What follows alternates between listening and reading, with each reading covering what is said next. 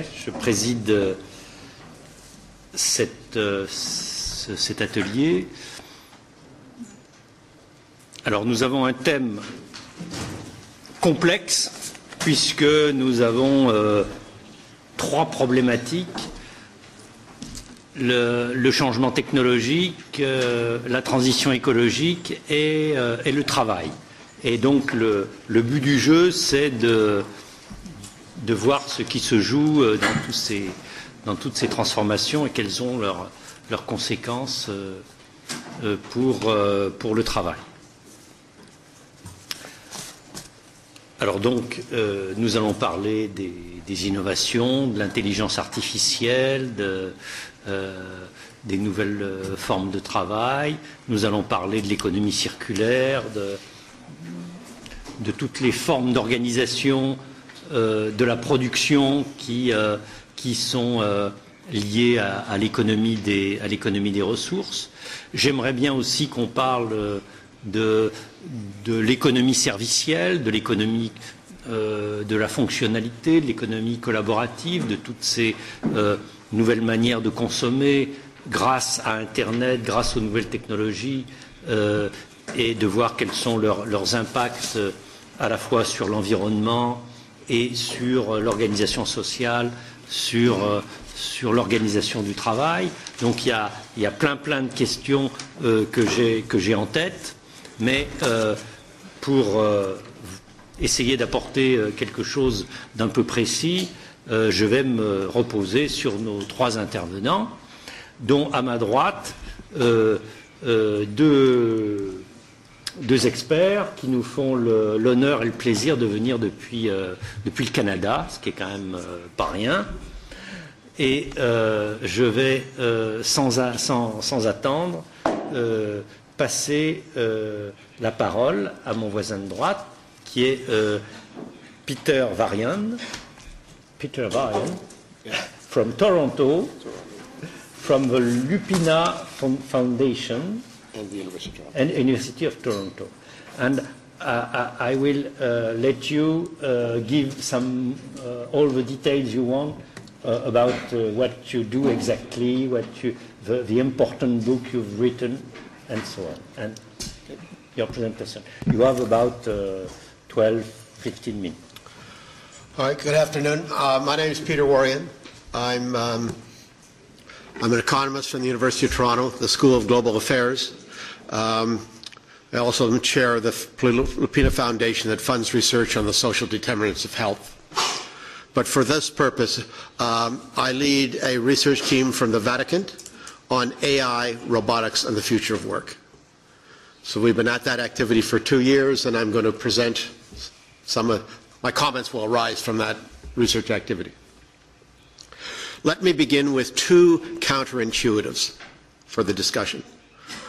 Number one is, contrary to the effects that we have an earthquake of mass employment in front of us, we have built an econometric model of all of the regions of the EU, and we can find no consistent positive correlation between the penetration of AI and robotics and mass unemployment. It's not there. Now, something will happen. It will probably be in the nature of the restructuring of task and job.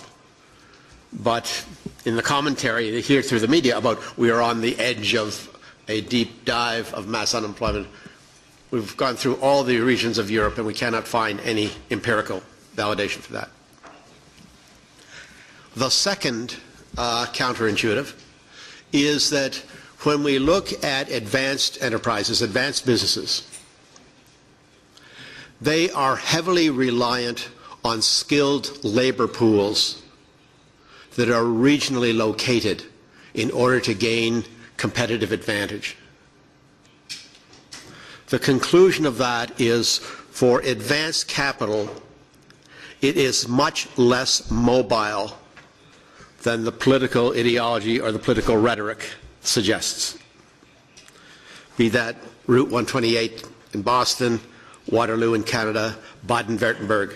So advanced capital is heavily dependent on high-skilled labor pools that are located in specific areas.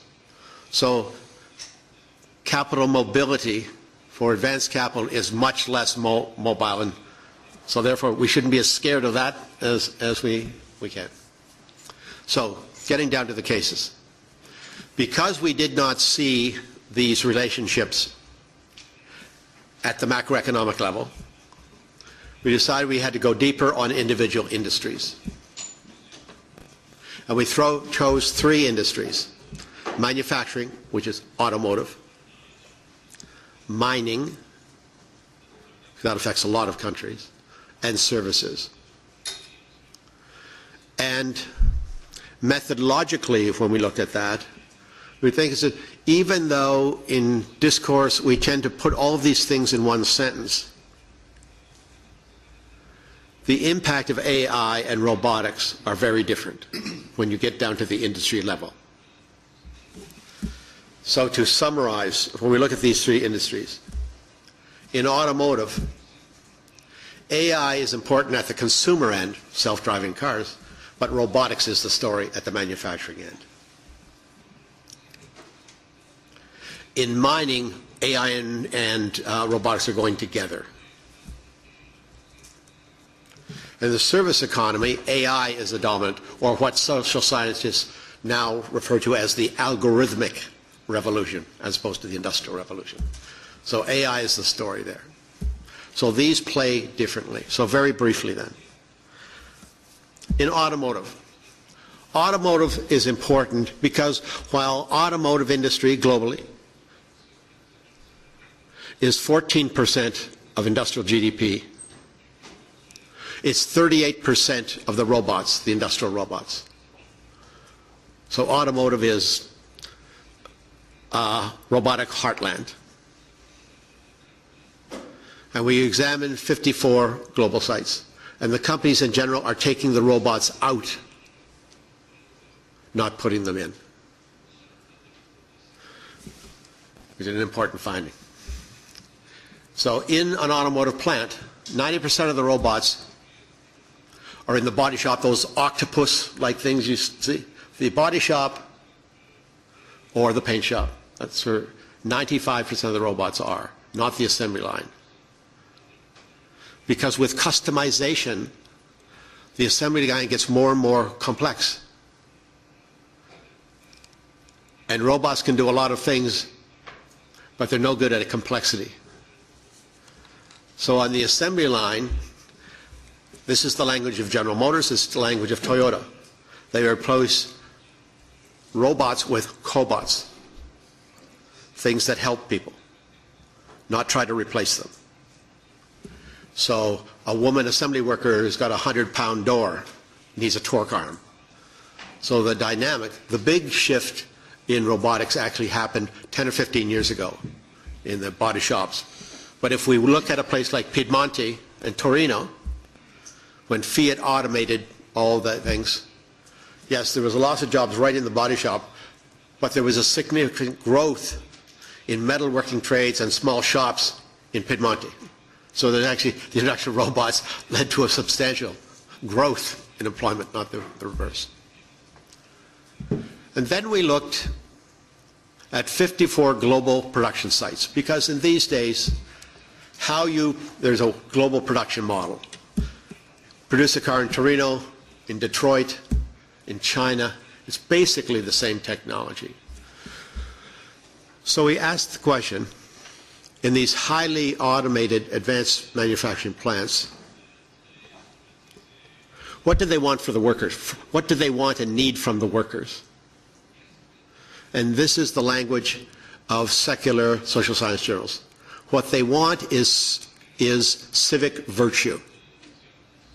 They want workers and workforces that are communicative, engaged, inquisitive, risk-taking, trusting.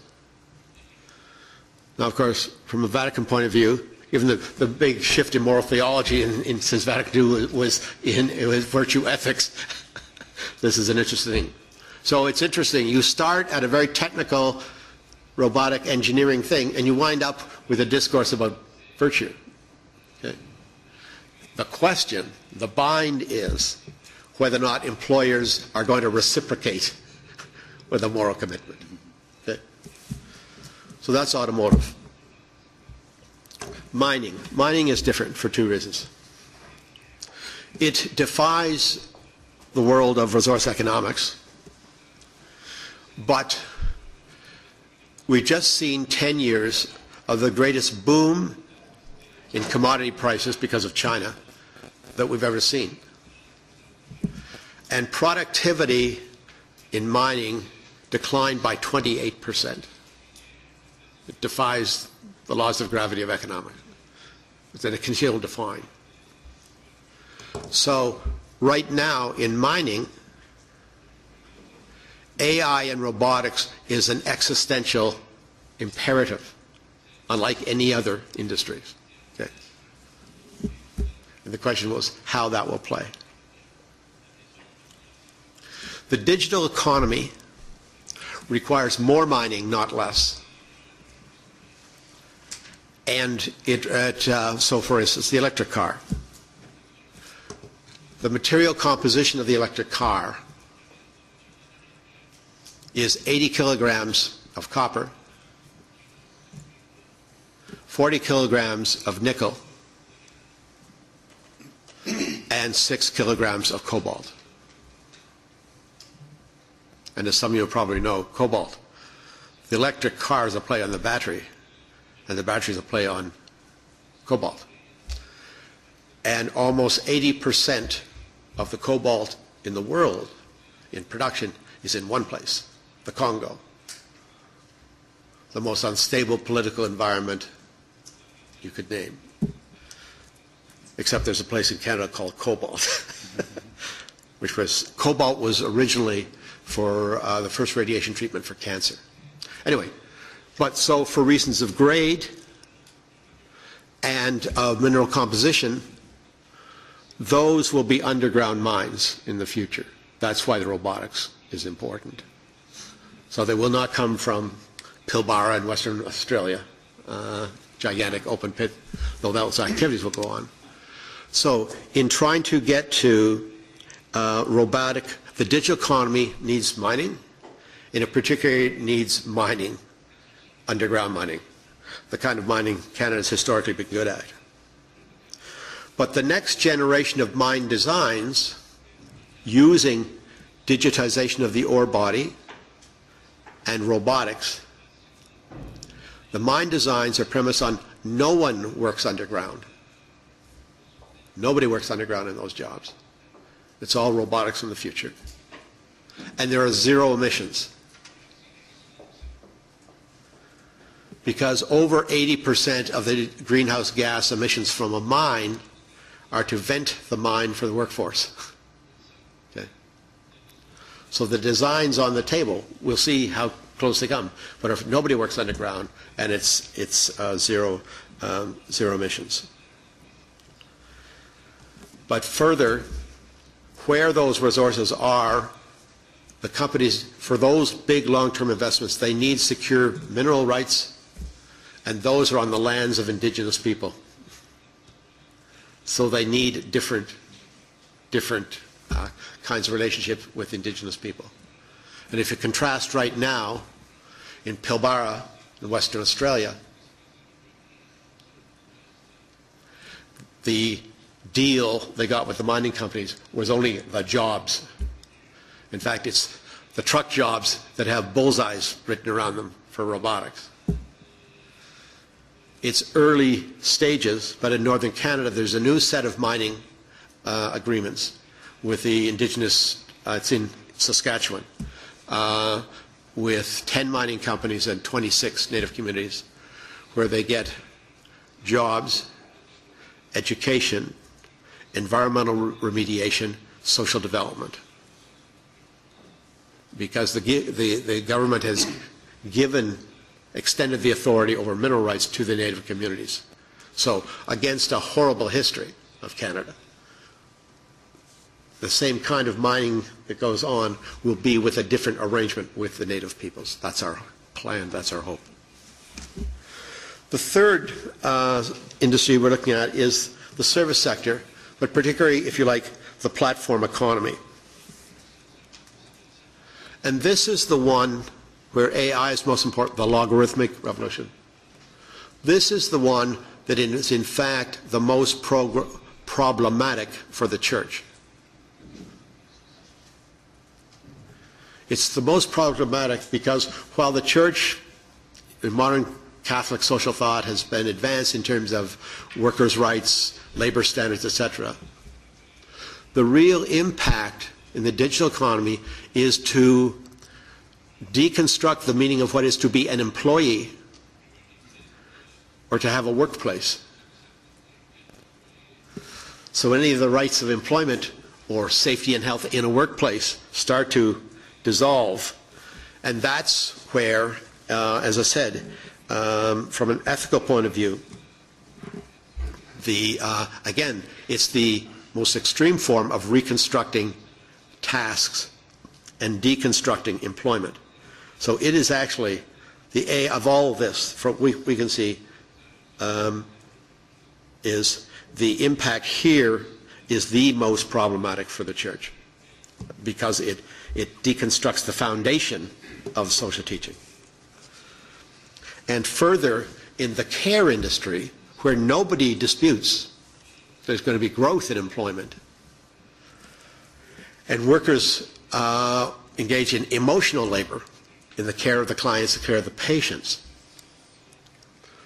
what we see is increasingly, without getting characters, but the healthcare worker, she is responding to the client, but increasingly she's speaking to an algorithm that claims, because of pervasive data, she is speaking to an algorithm that speaks in the name of the patient.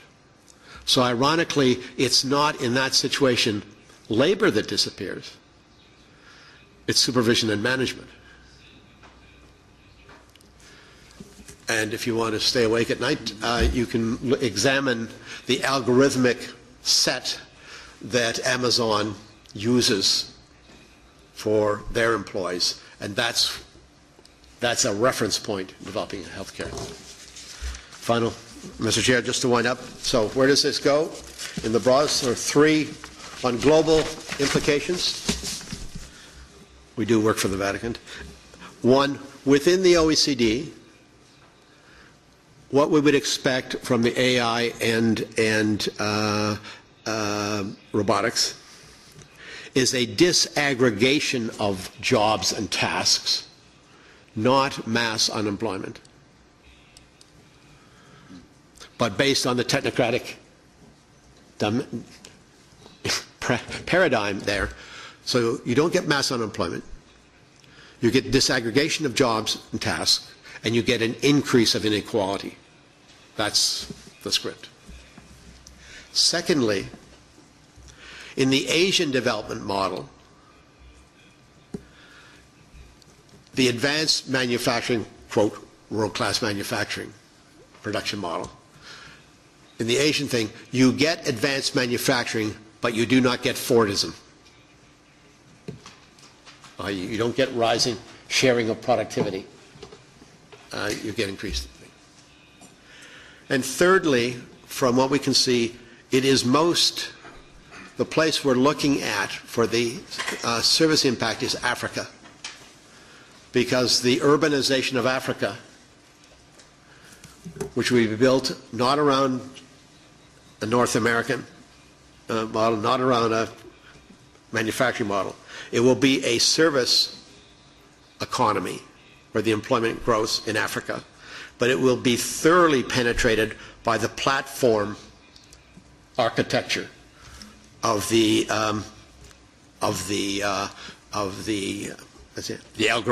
algorithmic revolution. And that's where this issue of the definition of an employee or a workplace or rights will be face up against this disaggregation in frankly, defiance of our traditional notion of rights and labor market regulation. So Africa is actually the place globally where we think the most jarring impact of AI will be in the service industry. Thank you. Well, that's a very clear assessment. Just a small clarifying question. Is it just a description or a perspective based on the present state of technology, or is it robust in diverse scenarios, technological scenarios? Well, if you have difficulty getting to sleep at night, we have 41 econometric papers on that. But our general approach to these industries is saying, where does the next 5 to 10 years go? So we've asked them the questions. So let's continue with Canada, with Diego, Diego Silva, who is from. You are from Quebec, but no, you work in Vancouver now. I work in Vancouver, yeah. And you will also speak in English. Yes. So. Je vais commencer en français. Alors, merci beaucoup de m'avoir invité à parler avec vous aujourd'hui. Je voudrais commencer par m'excuser, même si ma connaissance du français est comme ça. La plupart de mon français, c'est le français quotidien. J'ai tendance à oublier les mots-clés à des moments clés. Alors, je parlerai principalement en anglais. Je veux m'assurer que mon argumentation est claire, mais je résumerai aussi mes points clés enfin en français. So now you can put your things back up. So when I was asked to speak about the topic of technology or new technologies, ecology, and labor, I went to the Laudato Si. I should preface this by saying that I work in ethics and health, politics and health. That's my main area of research. So when I was asked to speak about this, sort of the intersection of technology, ecology, and labor for 10 to 15 minutes, I want to make 2 points. So the first is that in keeping with the Laudato Si, a focus on human dignity, I'm going to argue, should be or may be interpreted as upholding a reciprocal and relational sense of autonomy. The second thing that I briefly want to touch on is that any sense of justice that we deploy when we use that word to understand technology, ecology, and labor must grapple with questions of scale, so both temporal scale and spatial, and more importantly, the complexity therein. Okay? So I'm going to define what I mean by autonomy and justice as I go through. So with regards to sort of the more, regards to the autonomy argument. So there's an emphasis on maintaining and promoting human dignity throughout the encyclical, right? As we read it, you can see it throughout, it's crystal clear. At one point, or at several points within the encyclical, there's an identification, I think correctly, of a key issue or key problem when we think through environmental or ecological degradation.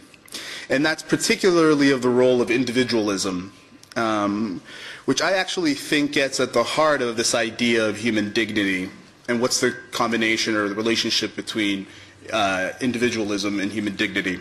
So for example, in section 162 of the Laudato Si, it states that there is, quote, an ethical and cultural decline which has accompanied the deterioration of the environment. Men and women of our postmodern world run the risk of rampant individualism, and many problems of society are connected with today's self-centered culture of instant gratification, end quote.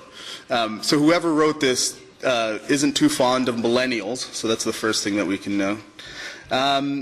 So my interpretation of this passage, and again, where I think the problem of individualism is that I think that we need to move away from an idea or valuing of freedom as the main value to one of autonomy, which is, I'm going to argue, is a slightly more robust. So here I'm going to use, these ideas come from Immanuel Kant and others come after Kant, other deontologists. So human dignity, like I said, is best understood through a reciprocal and relational sense of autonomy. So I'm going to maintain that to promote human dignity is to promote human autonomy.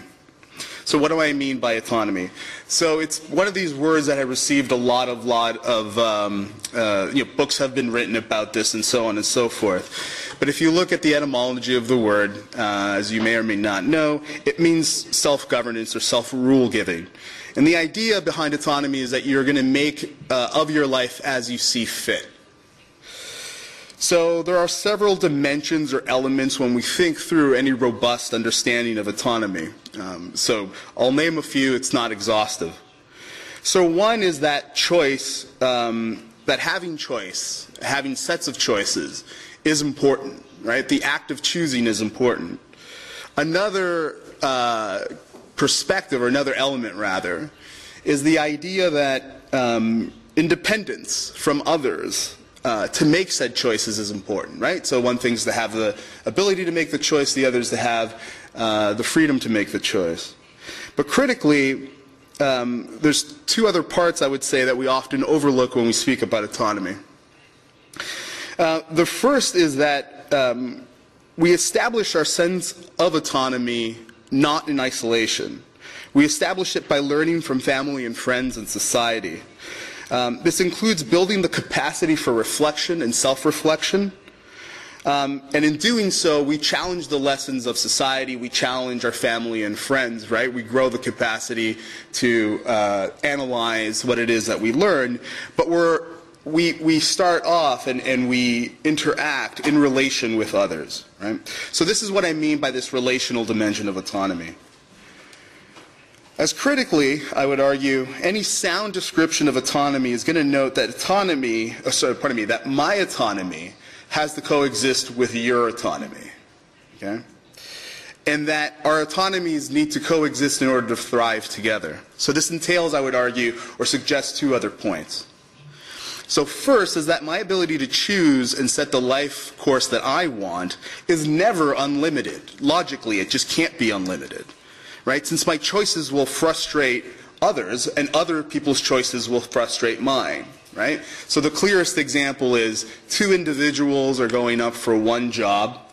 Assuming that the process is completely fair, there isn't any sort of nepotism or anything, one person's going to get the job, the other person doesn't. Right? The person who doesn't get the job doesn't have a claim to make on the first person or the employer, right? And why is that? Right? It's because it's understood that by virtue of the process of hiring people, some people will win out and some people won't, right? So again, there's this idea that choices that I make must coexist with the choices others make. The other thing that falls out when we think in terms of our autonomies coexisting is that in order to ensure individual flourishing, I must work with others to build and promote those common goods that I cannot build on my own, but which undoubtedly affect my ability to be autonomous. Okay?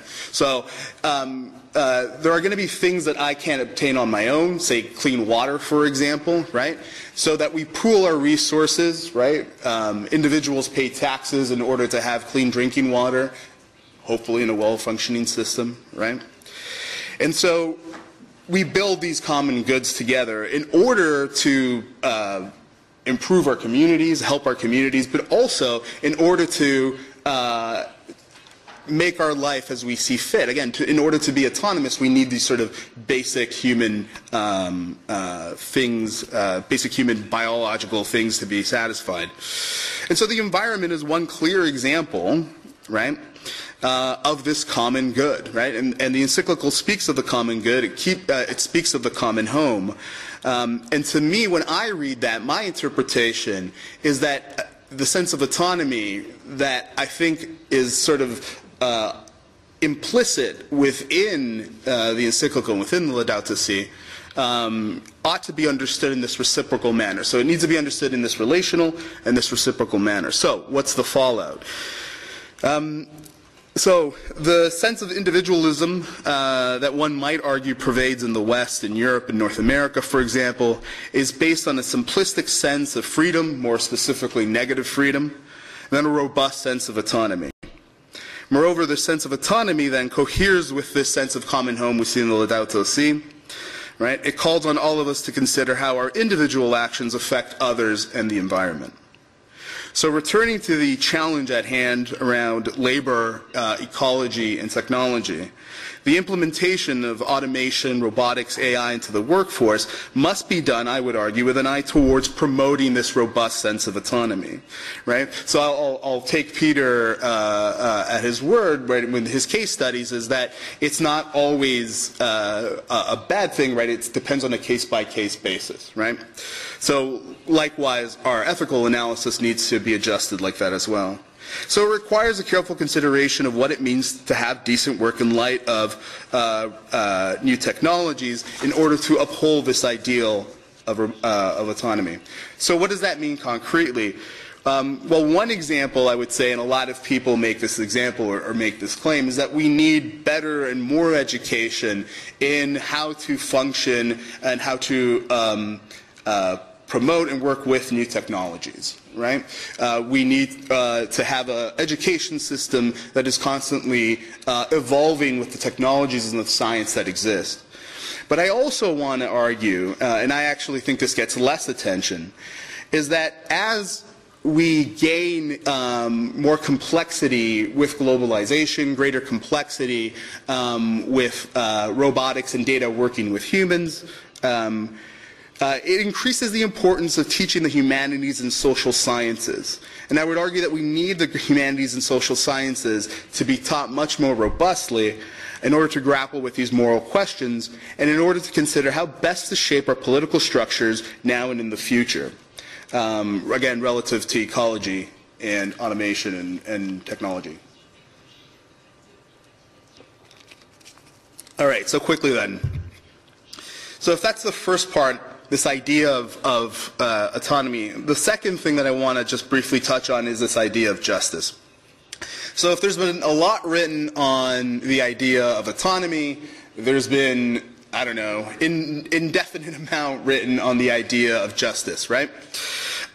So what I want to sort of begin by is just to say that when we consider justice, regardless of, you know, the actual content, we usually want to pay attention to questions of how best to form our states and society. It includes questions about the distribution of benefits and burdens, and it's often about the establishment of just procedure, right? Again, lots and lots of debate. How you answer those questions will differ. So what I want to just briefly argue is that any conception of justice we deploy, particularly as it relates to questions of ecology, must take into account questions of scale.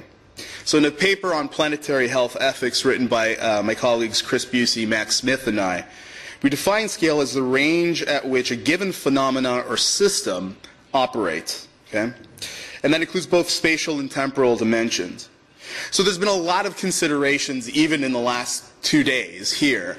There's been this discussion of intergenerational justice, right? There's also been discussions considerably in the ethics literature around the dimension of spatiality, right? This idea of scale as space. So, for example, there's a very famous article from the 1970s by Peter Singer, who argues that we ought to care as much about the individual in Bangladesh going through famine at the time as we do about a child drowning in the pond next to us, right? So there's already, for a long time, this idea of scale, of space considerations in ethics. What we argue, though, is that what's missing, however, are theories of justice that explicitly incorporate both senses of scale, both temporal and spatial. And moreover, that these theories of justice that we need to begin to devise, and that are slowly coming about, have to grapple with the idea of complexity. right? This idea of how do we tame wicked problems? That is, how do we understand non-linear causal chains in production lines, or supply chains, in politics, right? How do we understand governance structures which no longer are just about states, right? But we now have informal and formal actors. So non-ideal theories of justice in philosophy grapple traditionally with plurality of values in between states or within a society or state, but also a plurality of values between societies and states. So what we want to argue is that in order to address these questions, such as that of ecology and labor, we need to tackle questions of complexity not merely across borders, but at a local and global scale, both simultaneously and dynamically, right? So, for example, just to give you a very simple example of where I think some of this complexity lies. So if you think about unconventional natural gas, so that includes shale gas and directional drilling, they currently pose significant environmental and human health risks that are, and this is coming from someone who lives in British Columbia, and we're dealing with these issues right now. Despite these environmental and human health risks, they are important source of gases that produce jobs domestically, while influencing other various supply chains that are dependent on gas, such as the production of petroleum, and thus affecting jobs at a global scale too. Governments want to exploit unconventional natural gas for economic benefits to better their countries and their citizens. They may argue that despite wanting to protect the environment, they cannot cease to produce natural gas, as other countries with fewer concerns about the environment will continue without hesitation. Again, this is a debate that we're having in Canada right now. New and emerging technologies will be pivotal should unconventional natural gas continue to be extracted in order to try to make it as safe as possible. And this touches on some of the stuff that Peter was mentioning before. This is particularly important in light of no current legal or political mechanisms in place to ensure that there are limits to natural gas extraction for the sake of the environment. So the point of that case is to sound intentionally complex, right? The idea is that there are a number of moving pieces and a number of actors, and that what is the right morally thing to do is complicated by the very nature of what we're dealing with, right? That is, there is no simple ethical or political answer. So I just want to end by saying that answering this and similar questions will require those interested in justice and theories of justice to develop and apply these theories of justice and to work alongside political scientists, economists, engineers, labor unions, so on and so forth. That is, all the different actors, including and while engaging with people in the general public regarding their views and beliefs, right? So this idea of the need for public engagement. And so I was really happy to see this morning Éloi Laurent, when he spoke, he actually touched on this point exactly, especially towards the end. So again, this is starting to sort of pick up steam, this idea of thinking through theories of justice while touching on other things that are traditionally outside the scope of philosophy. And then just to conclude, the issue of scale then also affects how we consider autonomy if we are to conceive of it in terms of relationships, relational and reciprocity.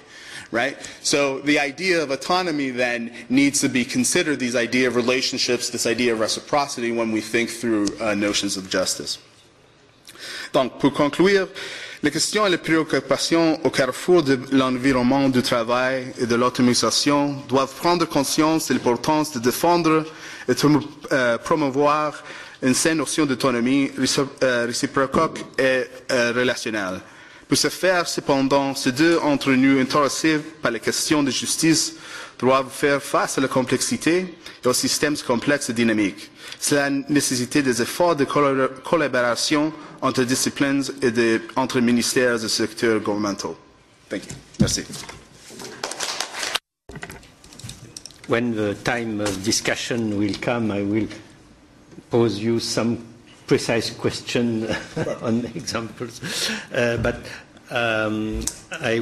Je vais maintenant donner la parole à Dominique Lucas, qui va nous parler de voilà, de la transition écologique et technologique au sein du groupe Renault. Et je lui passe la parole. Et voilà, en français. Et elle va pouvoir préciser sa présentation, se présenter elle-même plus précisément. Bonjour, donc Dominique Lucas, je travaille dans le groupe Renault à la direction de l'environnement. Et je suis plus particulièrement en charge du reporting, hein, c'est anglais, mais c'est comme ça, du reporting environnemental et du dialogue avec les parties prenantes. Je vais vous expliquer en quoi ça consiste, en vous donnant des exemples qui illustrent le propos de la session, qui sont la transition écologique, la transition technologique vue par un grand groupe Renault. Qu'est-ce qu'on fait ? J'avais 10 minutes, donc j'ai fait 10 slides en 3 chapitres. Un chapitre écologie, un chapitre technologie et une conclusion sur le travail et la transition aussi dans le travail. Et j'illustre avec des chiffres. Alors, 3 pages sur la transition écologique.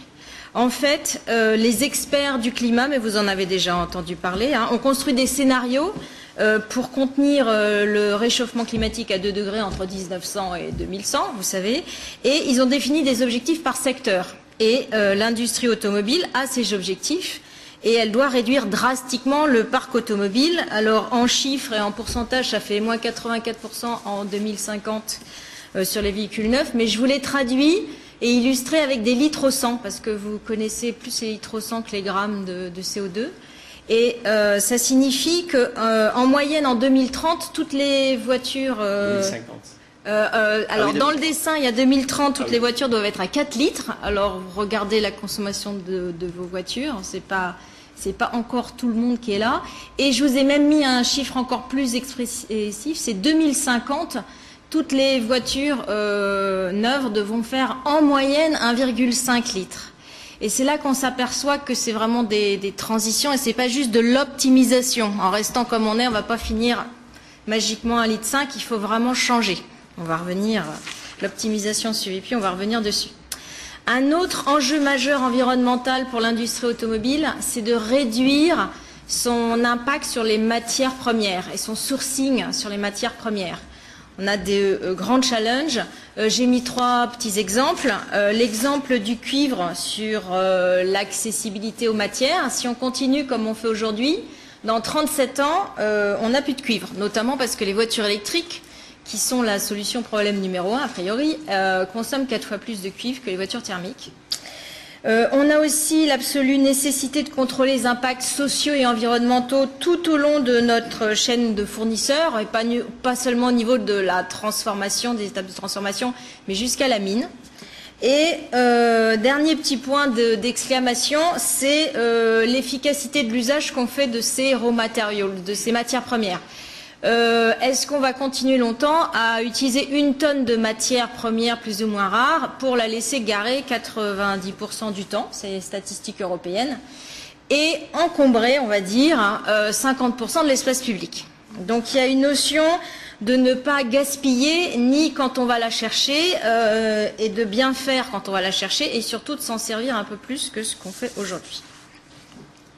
Le dernier grand enjeu environnemental pour l'industrie automobile, mais vous en avez déjà entendu parler en séance plénière, c'est la pollution. Et là aussi, nous sommes challengés pour réduire nos émissions. Je vous ai pris l'exemple des particules 2,5, c'est les plus petites particules, avec l'échelle et les attendus de niveau, on va dire, autorisé.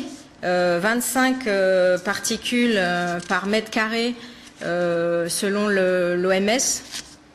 Et évidemment, vous voyez, alors Paris, ça va quand même si on s'en est plaint ce matin qu'il y a des grandes choses à faire. Mais il y a d'autres villes comme l'Asie, l'Inde, la Chine, où vraiment c'est dramatique et ça devient critique. Et vous voyez à droite que l'automobile qui est en jaune est partiellement responsable, donc elle doit absolument s'impliquer et réduire ses émissions de particules. À gauche, les NOx, pour ceux qui ne savent pas, c'est les particules qui sont liées au diesel. Et là aussi, on est responsable du problème, donc on est responsable de la solution. Alors les conséquences, pour montrer que c'est vraiment une transition aussi dans les grands groupes. Aujourd'hui, avec les politiques publiques ou les régulations des États ou de l'Europe par exemple, eh bien, on a simulé ce que ça représente. 80% des ventes de Renault sont sous le couvert de régulation sur l'amélioration de la fuel economy, de la consommation. Et à droite, vous avez aussi un exemple où 40% des ventes de Renault sont sous le joug de restrictions de circulation, alors actuelles ou futures, parce que les villes, du fait de la pollution, sont elles-mêmes et directement responsables, et c'est à elles d'agir sur la réduction de la pollution dans leur ville. Donc, évidemment, on ne peut pas faire semblant qu'on n'a pas compris et qu'on n'est pas concerné, puisque c'est quand même la majorité de nos ventes. Un dernier exemple, c'est du basique en fait. Renault doit manager la conformité aux réglementations de tout son business. Mais je vous ai pris un exemple sur les produits chimiques parce que je me suis dit que vous ne saviez pas forcément que dans l'industrie automobile, on gère 2500 références interdites. Et je vous ai illustré le réseau mondial de tous nos pilotes produits chimiques seulement. Ils sont plus d'une trentaine à vérifier, à checker, à contrôler pour que, évidemment, nos employés et aussi après les utilisateurs clients des voitures soient conformes à la réglementation. J'ai même mis Beyond Worldwide parce qu'en fait, comme on est une entreprise européenne, on va respecter les règles européennes et on va les appliquer partout, notamment dans les pays où on a des usines et qui ne sont pas encore sous normes, mais on applique partout la même norme. Donc on est en avance de phase sur des pays comme l'Amérique du Sud, par exemple. Donc voilà, ça c'était la partie transition écologique avec 3 exemples et 2 conséquences. Alors maintenant sur la partie transition technologique, j'ai aussi quelques petites animations. Évidemment, vous aviez deviné que la première transition technologique qui répond à la problématique du climat, c'est les voitures électriques. Et évidemment, on est prêt. Avant de faire le métier que je faisais, j'étais à la direction du produit et dès 2010, on a travaillé sur Zoé. Et tout le monde rigolait bien. C'est pas facile de faire comprendre à tout le monde, quand on sait que c'est vers là qu'il faut aller, qu'il faut y aller. On était un peu tout seul, ça rigolait bien. Et maintenant, vous avez remarqué que tout le monde y est et tout le monde a enfin compris que c'était l'avenir. Et donc Renault, après avoir été pionnier, leader avec un certain nombre de modèles, est dans une dynamique aussi de continuer l'électrification. Peut-être aussi une chose que vous savez moins, c'est l'économie circulaire. Vous en avez entendu parler. Là, vous avez l'exemple de Choisy. C'est évidemment forcément une solution. Et Choisy, ça existe depuis 1945. Alors ça ne s'appelait pas encore économie circulaire à l'époque, mais la valeur d'un moteur est tellement importante que quand il ne marche plus et quand on ne sait pas le réparer, on va quand même chercher à le réparer quand même. Donc ça s'appelle du remanufacturing en anglais, donc en français reconditionnement. Et donc depuis très longtemps, toutes les pièces de valeur, on essaye de les faire durer le plus possible et de les remanufacturer et de les remettre dans le circuit pour gagner en utilisation des matières. Et à Choisy, il y a 300 personnes qui travaillent et qui aussi, si on fait le lien avec le travail, c'est de l'emploi local, c'est des circuits courts et on garde sur place les valeurs et les soi-disant des déchets, mais qui ne deviennent plus des déchets, qui deviennent des ressources. Et j'ai mis aussi 2300 références gérées à Choisy, une usine exemplaire du groupe Renault. Je vous ai mis un autre exemple sur l'économie circulaire. C'est une entreprise qui s'appelle Gaïa, mais qui est 100% Renault et qui fait de la recherche et qui fait de l'organisation aussi de l'économie circulaire pour recycler, alors close loop, boucle courte en français, les polypropylènes. En fait, c'est très spécifique, les plastiques automobiles. Ça demande énormément de spécifications et de qualité, de résistance au choc, au chaud, au froid, aux variations de température, etc. Et c'est bien dommage, d'une fois qu'on a fait le granulé et qu'on s'en est servi, de le laisser partir dans un recyclage quelconque et mélanger et faire des nains de jardin ou des pots qui n'ont aucune valeur. Donc on s'est organisé avec des partenaires, avec une filiale 100% Renault, pour récupérer nos boucliers et nos granules, nos plastiques et les remettre à ISO qualité et ISO performance dans notre réseau. Donc ça existe aussi et ça existe depuis 10 ans. Une autre transition technologique importante, c'est les batteries. On a parlé des batteries. Et là, c'est des métiers à la limite de l'automobile et de l'énergie. Et donc Renault développe des services avec les batteries pour rendre des services aussi au je parle en anglais, au grid, c'est-à-dire au réseau électrique. Ça soutient l'énergie renouvelable qui est variable. Et donc quand c'est variable et qu'il n'y a pas de consommateur, c'est perdu. Les batteries sont des grosses piles. Et donc, avec des systèmes de entrée-sortie et donc de la technologie nouvelle qui se développe sur les voitures, on peut lisser les pics, on peut donc verdir l'énergie et aussi on peut soutenir le développement de l'énergie renouvelable. Voilà, je vais un peu vite, mais bon, vous aurez le temps pour les questions. Et une dernière page sur la transition technologique, c'est les services connectés. C'est toujours de l'automobile, ça part déjà sur le digital, les connexions, et grâce à soit des acquisitions de start-up, soit avec des partenariats. Donc Renault a développé le plus gros réseau de voitures partagées. Ça répond à l'enjeu numéro 2 des ressources, et que les voitures, eh bien, elles servent le plus possible et qu'elles ne soient pas garées. En l'occurrence, quand on les partage et qu'on s'en sert, quand on en a besoin, elles ne sont pas garées. Et au moins, elles servent à plus de gens et voilà, la matière est plus utilisée.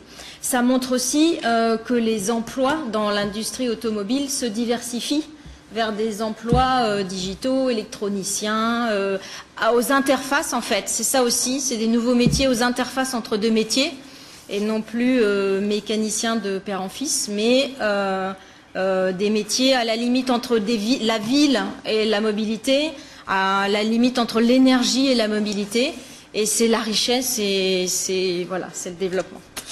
Je finirai par un slide sur le travail. Je vérifie qu'en parlant si vite, je n'ai pas oublié quelque chose. Non. Voilà, hop.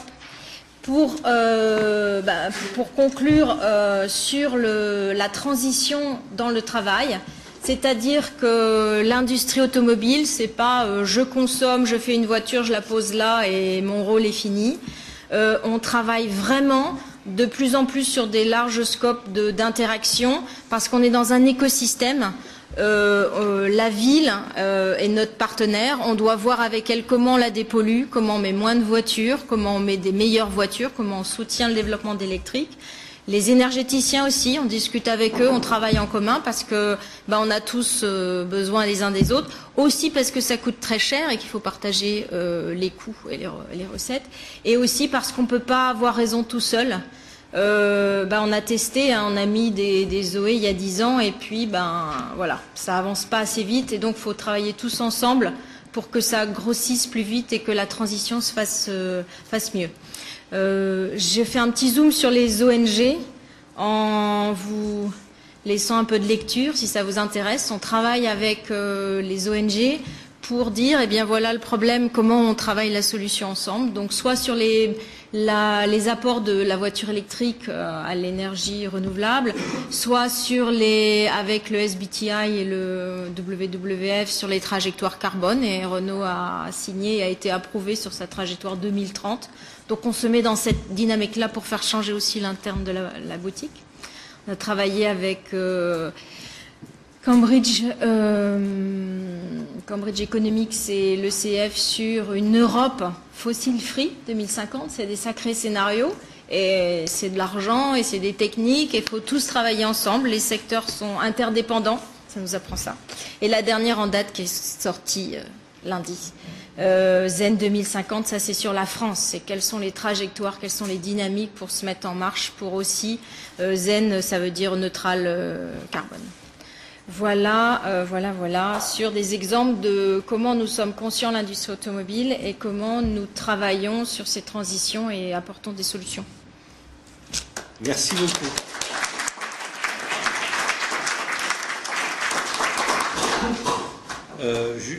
Une question comme ça à chaud. Comment est-ce que les nouveaux usages de la voiture, l'anticipation des nouveaux usages de la voiture, de l'autopartage, la mutualisation, les systèmes d'économie de la fonctionnalité, est-ce qu'ils sont pris en compte dans la conception des véhicules, par exemple en termes de simplicité, de robustesse, est-ce que ça fait partie des réflexions? Alors, aujourd'hui, on en est au début. Donc, la Zoé qui est en autopartage est presque la même que la Zoé qu'on peut acheter. Elle a un kit autopartage. Elle n'est pas complètement dédiée. Mais vous avez vu sur les salons des voitures autonomes et des maquettes et des concept cars. Ces voitures-là sont prévues uniquement 100% pour du partage et de la vie en commun. Aujourd'hui, c'est un début dynamique. On ne peut pas concevoir une voiture juste pour un tout petit marché. Donc, c'est des adaptations. Mais ça viendra. Les réflexions sur les voitures autonomes le montrent. Je vais me tourner peut-être d'abord vers my two colleagues. If you have question for the panel. No specific question. I just a question for Diego. All your presentation was about values, principles, but the question is how is this impacted by new technologies and by ecological issues? What's the interaction? So thanks. I think I probably could have made the point a little stronger. So in terms of the ecological aspect, I think that when we think about a person's autonomy as a value, if it's relational and we understand it as reciprocal, part of the relationship is the relationship with Earth, right? Relationship with one's environment. And so in that case, I think that discussions about the ecology, at the very least, so I mean, there's this broader question of environmental protection for the sake of Earth itself. Set those questions aside, but at least from a self-interested point of view, we want to maintain a healthy planet Earth in order to be able to thrive as human beings. So that's, I guess, on the ecological part. On the technology part, I think it depends on a case-by-case basis, right? So if we were to take the automated service sector in Africa, if that's a case that, as Peter was mentioning, if that goes through, I think it would be a matter of thinking through the details and trying to figure out, okay, well, what does that mean for the individual, him or her? How can we use that to help individuals flourish rather than just making them a cog in the machine, so to speak, of capitalism, to use very loaded language, right? So it depends on the technology at hand, I would argue, to the extent to which we think through issues of the effect on justice and autonomy. Another example would be, and I'll stop, is the mining example. So if we're mining without individuals actually going down into mines, in that case, then we're actually protecting human lives.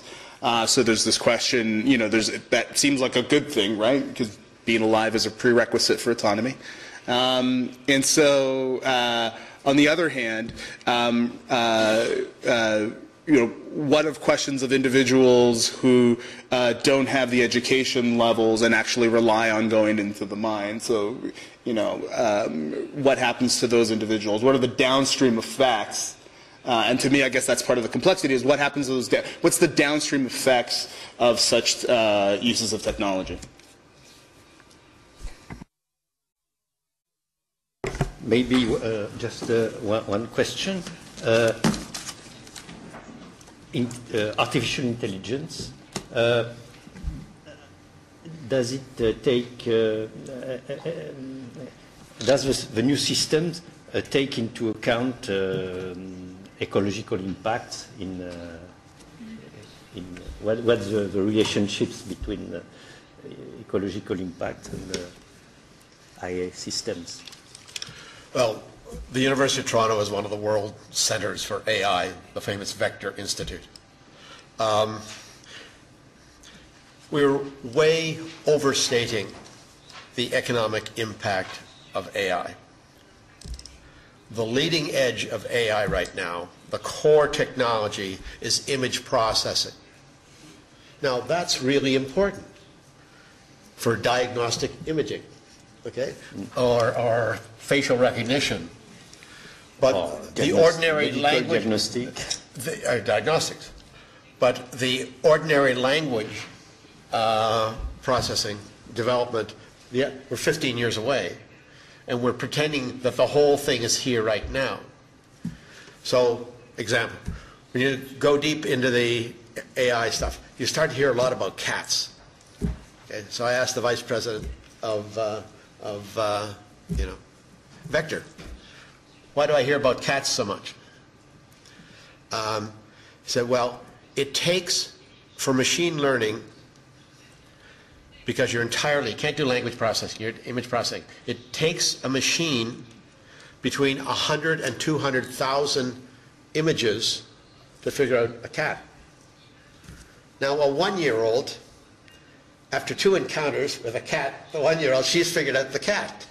So the kid is at least 50,000 times smarter than the image processing. So you get some pattern recognition out of images, but you can't put it in an integrated way because you cannot yet in AI do language processing, which it would take to do it holistically. Bien.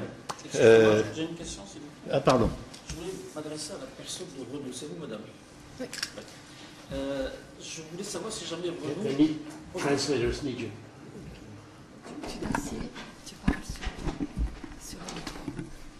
Oui, merci. Je voulais savoir si Renault prévoit la fin de la voiture individuelle. C'est pas une question méchante, c'est une question réaliste. Et j'ai une deuxième question. Si on n'arrive pas à la voiture individuelle, quand est-ce qu'on aura une voiture en bambou? En bambou. En bambou. En bambou. Alors, Renault ne prévoit pas encore la fin de la voiture individuelle, mais a donc des programmes de services de mobilité, une direction entière des études, de la recherche et des véhicules qui vont être dédiés aux voitures partagées. Mais Renault est une entreprise commerciale et répond à ses clients qui lui achètent pour l'instant majoritairement autre chose que des voitures électriques ou qui voyagent aujourd'hui majoritairement autrement qu'en voiture partagée. Mais nous sommes d'accord que c'est la tendance et que toute l'utilisation des matières et des voitures devrait être à terme partagée et c'est pour ça qu'on travaille dessus. Quant à la voiture en bambou, sur Zoé, on avait fait de la recherche pour être le plus écolo possible.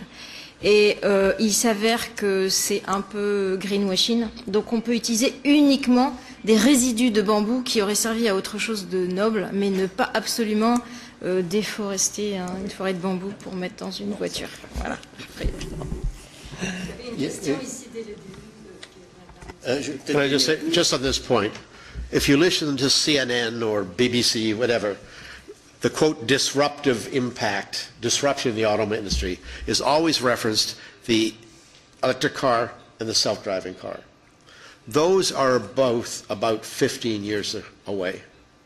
The two disruptive impacts in the near term are mobility and manufacturing. La question que je me posais en fait, c'est concernant le recyclage du plastique, parce que c'est de plus en plus complexe avec la technologie. Je crois que c'est plus compliqué de recycler.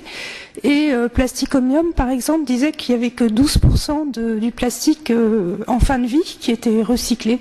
C'est dans le rapport RSE. Donc je voulais savoir ce qu'il en était réellement.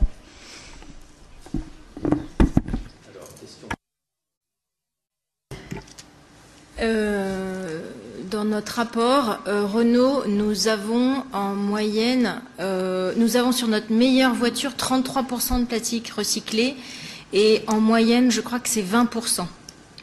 Et alors, la collecte du plastique est effectivement complexe. Nous, dans l'automobile, c'est pas très compliqué, c'est obligatoire, c'est 100% de collecte des voitures. Donc, 100% de collecte des voitures et 95% de recyclage et valorisation. Donc, les filières existent, elles sont autofinancées par l'industrie automobile et on recycle. Par contre, voilà, c'est possible que les plastiques, les gobelets, les bouteilles ne soient pas collectés, mais les voitures et le recyclage des voitures est obligatoire. Par contre, le plastique des voitures peut finir sous forme de gobelet. Oui, voilà. On va essayer de le garder en interne et de ne refaire que des voitures avec. Downcycling. Ouais. Voilà. Est-ce que vous avez des exemples de upcycling, vous avez dit qu'une partie du plastique était quand même réutilisée à l'identique. Oui, donc j'avais mis l'exemple d'un bouclier qui redevient un bouclier à partir des voitures en fin de vie et qui revient sur un bouclier ou des passages de roues dans l'automobile. Alors, là. Bon, allons-y pour 3 questions. Alors. Merci. Donc moi, ce que je comprends, on a des ressources limitées. Maintenant, on le sait. On l'a vu dans l'automobile. Dans 37 ans, si on continue comme ça, il n'y a plus de cobalt. Très bien. On a vu aussi que, notamment dans les 3 secteurs, les mines, les manufactures et les services, tant sur l'intelligence artificielle que sur la robotique, on table sur des différentes innovations technologiques pour pallier le manque de ressources. Il y a un mot qui n'est pas encore apparu, c'est le mot sobriété. Pourtant, c'était dans la thématique, mais ça a été évoqué avec la voiture en bambou. On vous l'évoquait aussi chez Renault sur les nouveaux usages de la mobilité, etc. Et du coup, comment vous le voyez tous les 3 avec vos 3 perspectives typiquement, j'imagine Renault, donc on voit bien, Renault se construit sur l'utilisation de la voiture individuelle. Donc, qu'est-ce que ça veut dire en termes de survie du groupe à terme? Effectivement, vous diversifiez vos activités. Est-ce que vous l'envisagez? Comment vous l'envisagez? Mais aussi en termes d'éthique, effectivement, comme vous le disiez, via de nouvelles manières de voir l'autonomie. Et puis dans les 3 secteurs que vous évoquiez, comment est envisagée cette dialectique entre innovation technologique et sobriété sur nos besoins? Parce qu'au final, si on diminue nos besoins, on produit moins de services de plateforme en Afrique et on produit moins de... Bref. Mais du coup, avec des implications en termes d'emploi dans le monde. D'accord. On va peut-être prendre plusieurs questions pour donner le temps de réfléchir. Attendez. Alors, oui, en face, oui. Ah, vous d'abord, d'accord. Oui. Oui, bonjour. Donc moi j'ai une question plutôt pour Diego, qui est un peu philosophique, mais comment, parce que vous parlez beaucoup de dignité et d'autonomie, comment on fait pour être digne et autonome dans un monde de plus en plus complexe, technologique, et finalement de plus en plus assisté par des systèmes qu'on ne comprend pas, ou de moins en moins?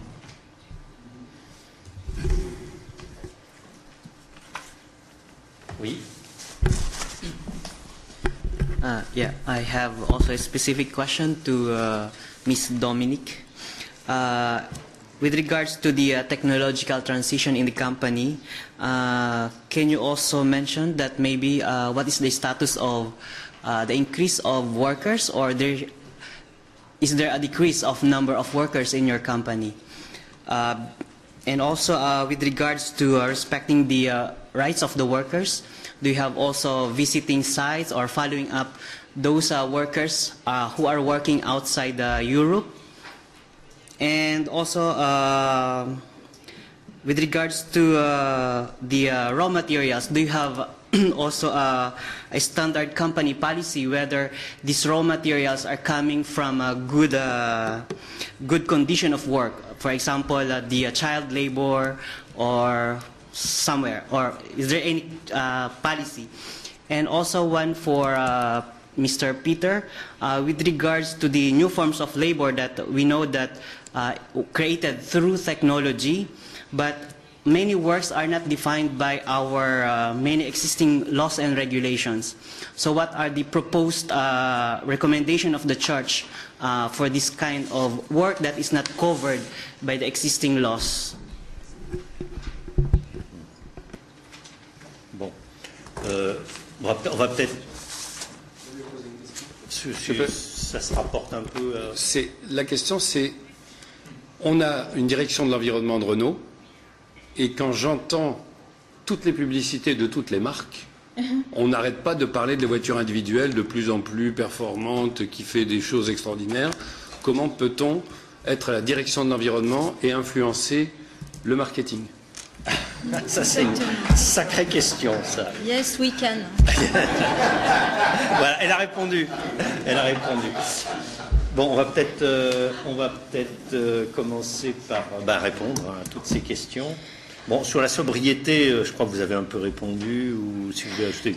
Alors, j'ai pris des exemples, j'avais 10 minutes, j'ai pris 10 pages. Je cherchais, j'ai pas trouvé. Sur la sobriété, par exemple, on a des stratégies de réduction de consommation d'eau. Donc je cherchais le nombre d'eau utilisé, mais ça tend vers presque rien. On a des usines, chaque nouvelle usine est complètement autonome et ne consomme plus d'eau d'extérieur, et pratiquement toutes les autres sont en baisse. Donc voilà, il y a une recherche de sobriété dans les consommations, énergie, eau, matière de toutes nos usines. Sur vendre moins de voitures, si c'était ça l'idée, donc j'ai déjà répondu sur le développement des services, où on sait que c'est l'avenir et qu'il faut développer. Donc on se met dans le business, parce que un business doit compenser l'autre. C'est l'idée des transitions. Je réponds en français. Pour répondre sur l'emploi, c'est une annonce d'il y a 3 mois à peu près. L'usine de Cléon, qui est notre usine de moteurs française, fait une transition des moteurs diesel vers les moteurs électriques, et dernièrement a encore annoncé 200 nouveaux emplois pour faire cette transition avec des nouveaux métiers. Notre direction des mobilités et des services, notre direction digitale, embauche des informaticiens, des nouveaux métiers que l'on n'a pas.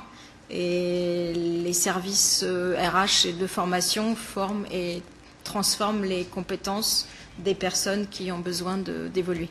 Donc on n'est pas en baisse d'emploi pour l'instant chez Renault, c'est plutôt une dynamique positive. Est-ce qu'il va y avoir des créations d'emplois spécifiquement dans les nouveaux services de mobilité? Clairement, on a des nouvelles directions entières, digitales, nouveaux services, où c'est des nouveaux emplois, des compétences achetées à l'extérieur, en plus des compétences de transition interne.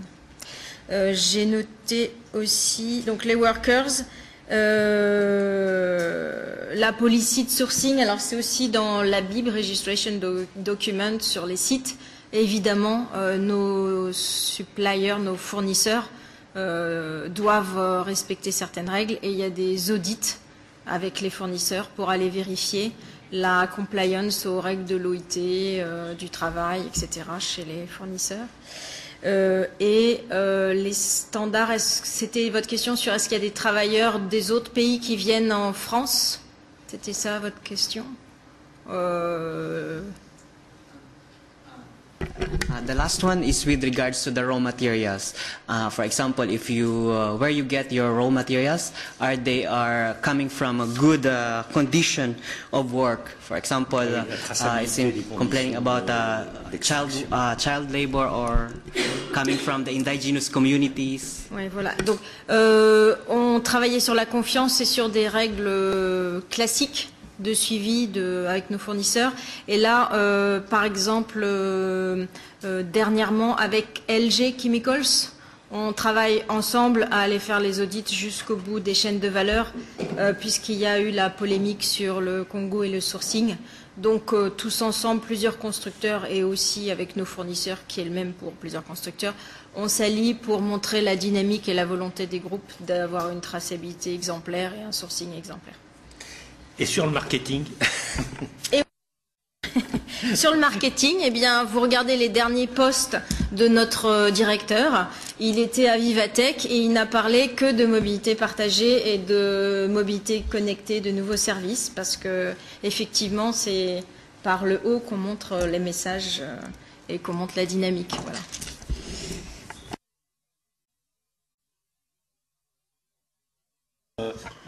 Éthique et sobriété.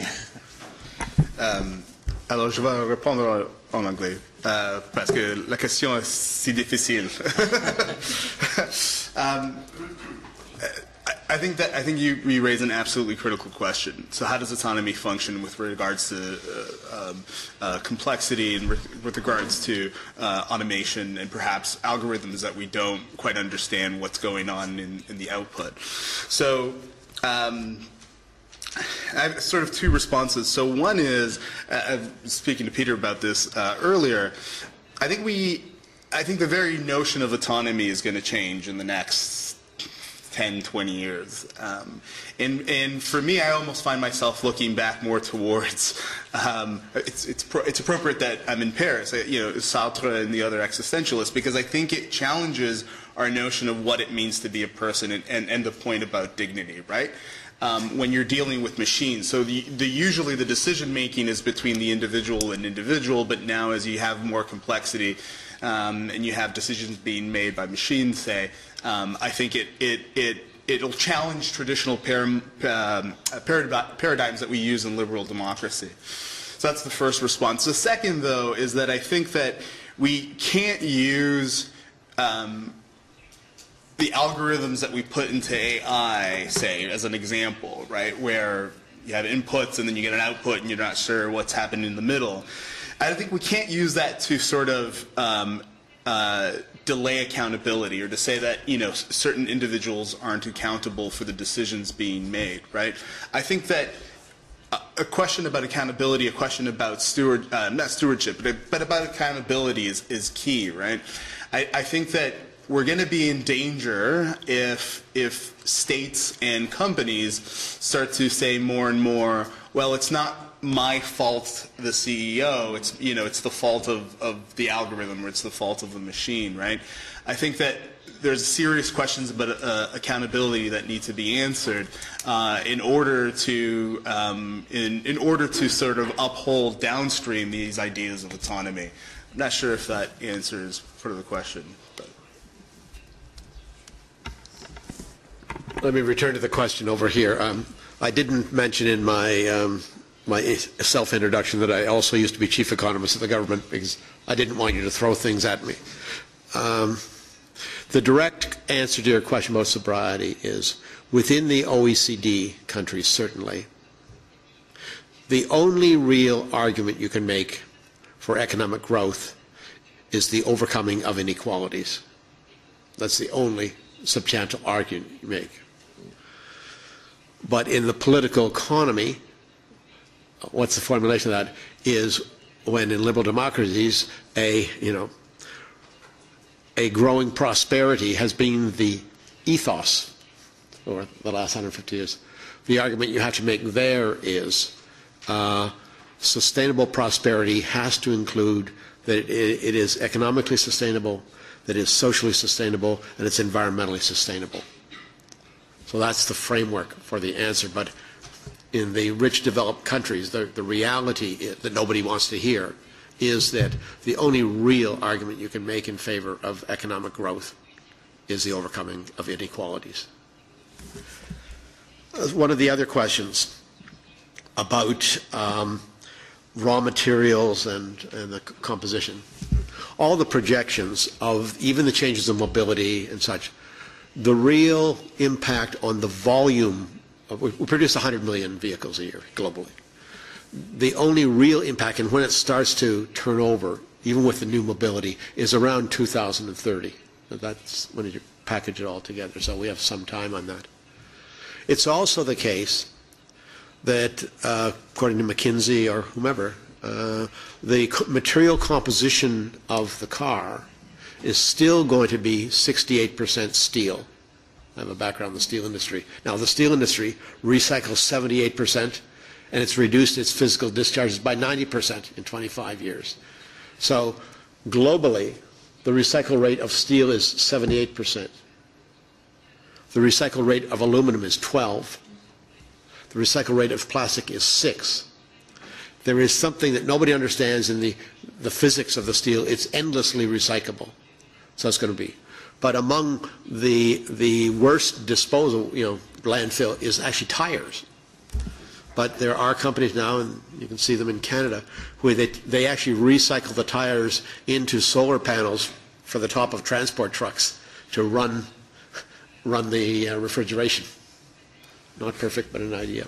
Finally, this question from the end about, historically the church had strong positions on labor market regulation.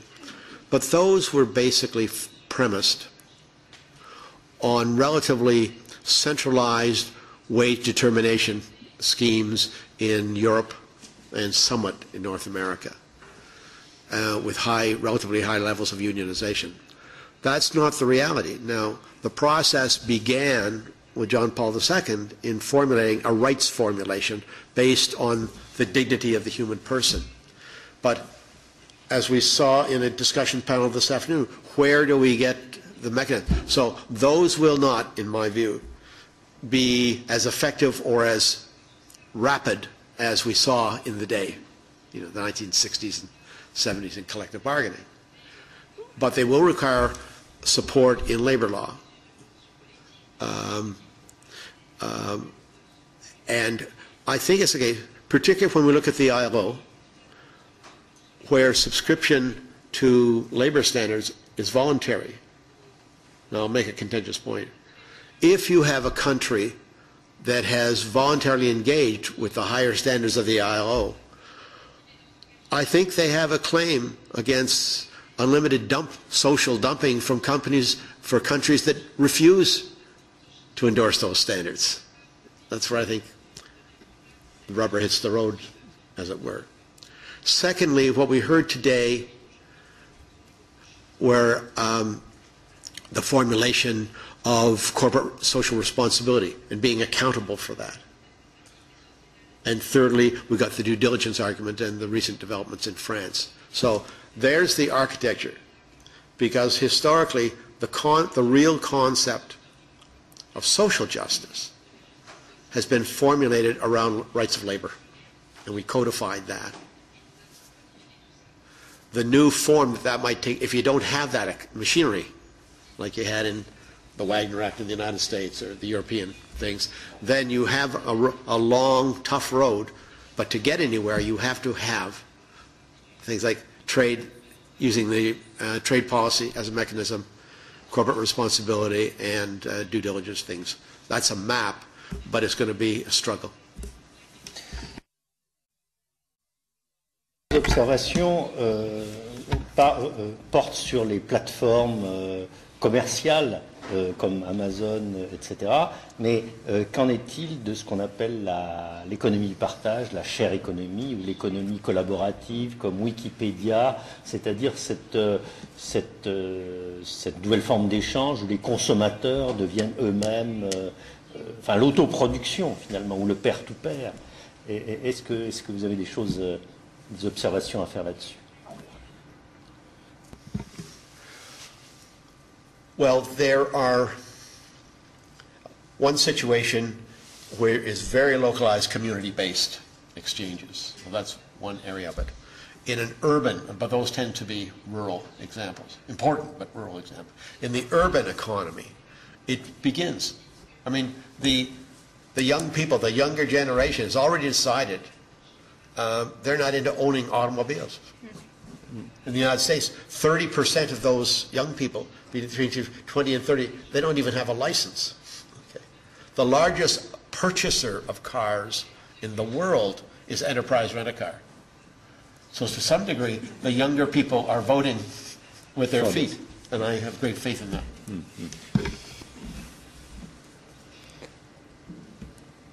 Oui, Bertrand. La transition que vous avez évoquée dans la transition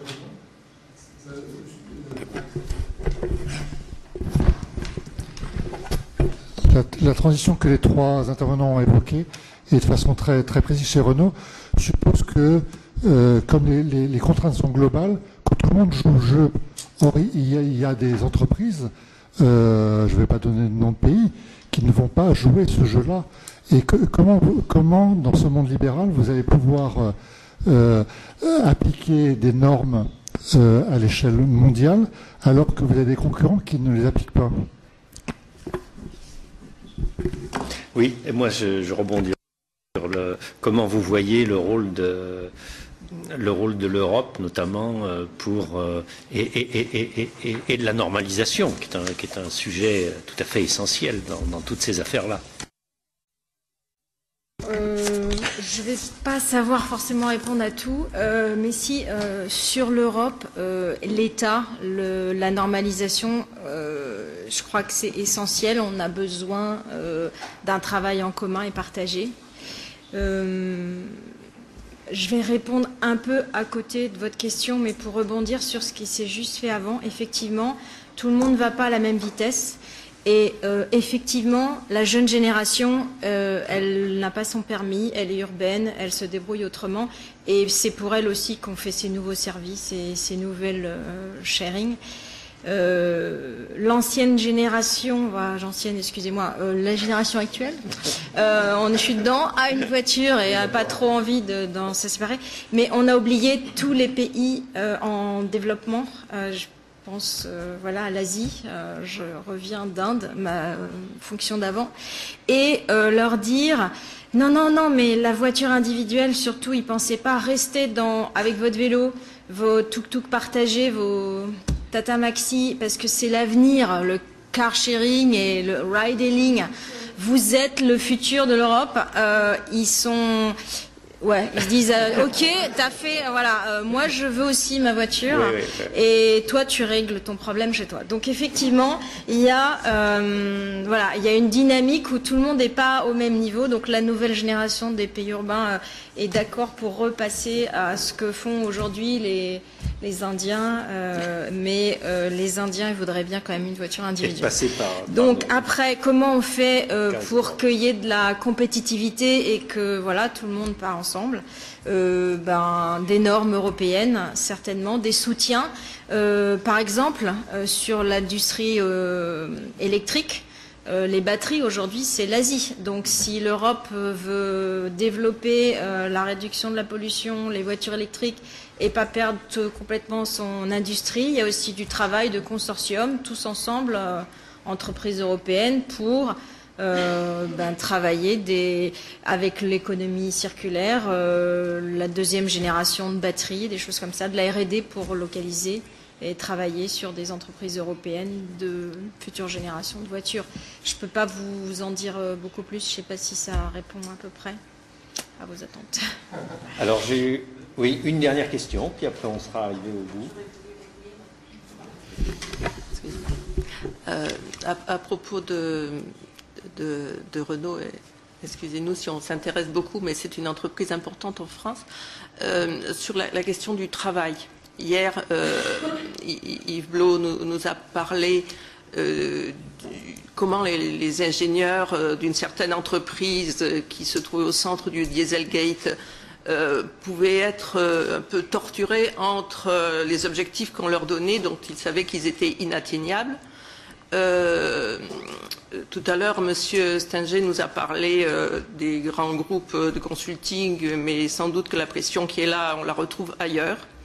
Et vous nous annoncez, l'objectif c'est 1,5 litre au 100, alors que la réalité, c'est plus du tiers des ventes automobiles qui sont des SUV qui pèsent de plus en plus lourd. Donc, transporter un véhicule, déplacer un véhicule qui fait 2 tonnes, il faut plus d'énergie qu'un véhicule qui fait 1 tonne. 2 chevaux, c'était plus facile il y a 30 ans, aujourd'hui c'est délicat. Donc, vos ingénieurs, comment ils vivent ça entre cette injonction à aller vers effectivement le 1,5 degré et donc le 1,5 litre et l'injonction du commercial qu'on voit à travers le marketing? Voilà une bonne question pour finir. Oui. Mais je pense que c'est peut-être pas... Donc, je ne peux pas parfaitement répondre parce que moi, je suis à la direction de l'environnement. On est ceux qui montreront la voie, qui évangélisons l'entreprise pour amener de plus en plus de gens à travailler et orienter les forces de l'entreprise vers la réduction de fuel efficiency. Ceux qui travaillent, et j'en étais il y a 10 ans, sur les voitures électriques sont hyper fiers d'être sur l'avenir de l'automobile. Les gens qui travaillent sur la marque Dacia sont hyper fiers de faire tourner la boutique parce que c'est eux qui rapportent les volumes aujourd'hui. C'est pas les voitures électriques. Nous, on a coûté des sous pendant 10 ans et peut-être un jour on sera rentable. Donc il y a un équilibre qui se fait où chacun a son rôle. Et ceux qui ramènent des sous et permettent de financer l'avenir des autres. Je pourrais dire ça puisque j'ai vécu les deux chapitres, mais merci. Peut-être compléter ce point, parce que je suis concerné, je travaille aussi chez Renault et dans le social. Il y a un point peut-être qui est important, parce que vous avez raison, il y a de la pression pour les ingénieurs, en particulier ceux qui sont sur la transition écologique, ceux qui travaillent à l'ingénierie mécanique, c'est-à-dire ceux qui conçoivent les moteurs. Pas tellement sur l'électrique, plutôt sur le respect des normes européennes pour les moteurs atmosphériques actuels. C'est aujourd'hui la pression, elle est là. Qu'est-ce qu'on fait par rapport à ça? Il y a deux points à mon avis qui sont importants pour enlever de la pression. C'est l'anticipation et le dialogue social. Alors l'anticipation, c'est d'avoir une roadmap, comme on dit, qui soit à 10, 15 ans sur nos motorisations. Et l'anticipation, c'est aussi d'avoir une roadmap de technologie qui va avec la roadmap des motorisations. Et le dialogue social, c'est de partager cette perspective-là avec les partenaires sociaux pour construire avec eux à la fois des plans de formation pour les gens et des plans à la fois de départ et d'embauche pour pouvoir adapter la main-d'œuvre. C'est un peu les deux points sur lesquels on peut nous s'appuyer pour gérer cette pression, mais c'est vrai qu'il y a une pression quand même qui est liée aussi à l'accélération de la transition sur la nécessité de trouver des solutions de plus en plus vite. Mais je pense qu'en dialoguant, en particulier avec les syndicats et en se mettant d'accord avec eux sur la façon dont on peut gérer ça, ça permet de gérer une partie de cette pression.